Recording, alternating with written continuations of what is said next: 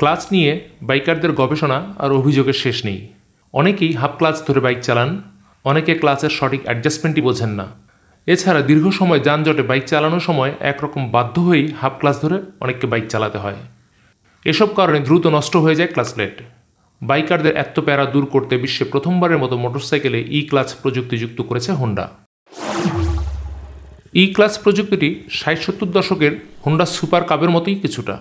Super কাবে কোনো clutch লিভারই ছিল না, তাই গতি পরিবর্তন বা নিয়ন্ত্রণের জন্য শুধু থ্রোটল বাড়ানো বা কমানো লাগত। ই-ক্লাচ প্রযুক্তিতেও গতি পরিবর্তন বা থামানোর জন্য ক্লাচ লিভার টানার প্রয়োজন নেই। আপনাকে যা করতে হবে তা হচ্ছে স্রেফ থ্রোটল ব্যবহার করা এবং শিফট প্যাডেলের মাধ্যমে গিয়ার পরিবর্তন করা। বাইক থামানো কিংবা গতি পরিবর্তনের ক্ষেত্রে রাইডারকে আর ক্লাচ লিভার টেনে ধরতে হবে না, কারণ ই-ক্লাচ সিস্টেম স্বয়ংক্রিয়ভাবে ক্লাচের কাজটুকু করে দেয়। হোন্ডা তাদের ওয়েবসাইটে বলেছে, ই-ক্লাচ বাইকের মসৃণ ও তাৎক্ষণিক নিয়ন্ত্রণ দেয়, যা প্রো লেভেলের চেয়ে ভালো।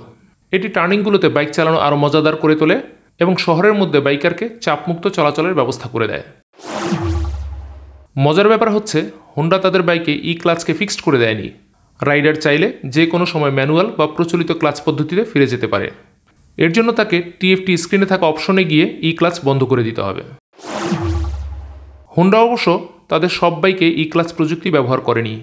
নতুন CB 650R এবং CBR 650R এ এই প্রযুক্তি ব্যবহার করেছে।